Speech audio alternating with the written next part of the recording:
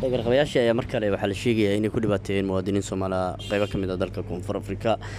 Fiidnimadii xalay ayaa waxay dhibaato u geysteen dukaan ku yaala deegaanka Khaliija xaafad isku raran oo ahayd hal su'aaleejooyin badan laga qaado burcadkana hooyi oo ahba booliskana uu sagelin ayaa xalay waxaa lagu dhaawacay muwaadin Soomaali halka mid kale lagu dilay. Kaamirooyinkii fiidiyowadii waa haynaa laakiin dabcan soo ma dhigi karna nimankan qoryaha iyo kala haada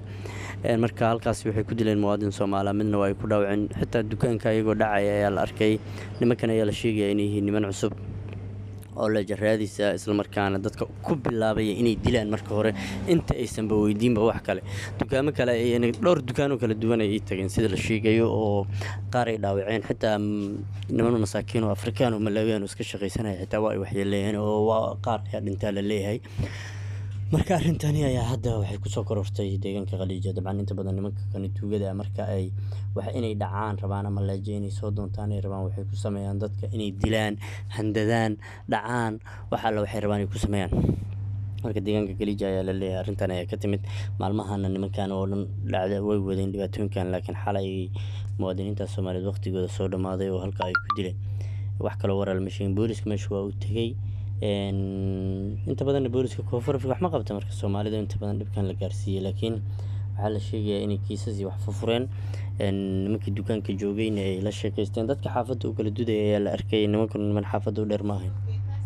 waxaan tabinaynay in Koonfur Afrika ay wacd ku martay inay la dagaalamayso burcadda la jada qaadato balse maalmihii dambe ayaa u malaysaaba warkaasi markii la sheegay inay ka sii darayeen oo aysan dawladda u arkinba inay ka cabsanayaan marka waxaa la leeyahay arrintooda waa ay soo badato maalmahan oo ilaa ay tuugadii shanaad ayaa la sheegayaa inay xaliyiin ku wax dhaawacay oo ayaguna lacag rabo inta badan tuugadan markii la soo daayo waxay ku xisaabtamaan inay lacag helaan ayagu waliba inta ay xirnaayeen lacagdooda in loo shuba raba ay ku xisaabtamaan marka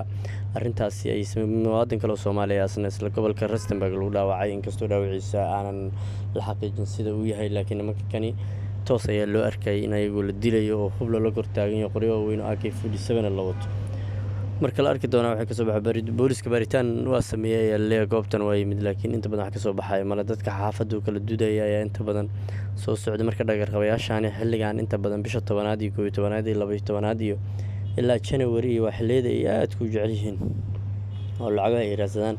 muwaadiniinta Soomaaliyeed ay dhibaateeyaan marka waxay ka soo kordhay arki doonaa wixii laga soo sheegay arki doonaa wixii lagu dilay tuugadan inta badan waxay adkaan doontaa inay lacagda ay dalbanayaan oo dhimaandiga la sii doono maadaama bisha wali ay hadda bilow tahay oo xilleeda lacagda tuugada ay qaadanayeen ay tahay marka waxay ka soo baxay waa arki doonaa muwaadinka Soomaaliyeed in Ilaahay caafiyo kan dhaawacan Ilaahay u naxariisto mid ka dhintay kuwa dhaawacan Ilaahay caafiyo waxaan rajaynaynaa inay soo kaban doonaan marka intaasan muwaadiniintu u sheegayna waxay kala soo kordhan waa arki doonaa wassalaamu calaykum warahmatullahi wabarakatuh.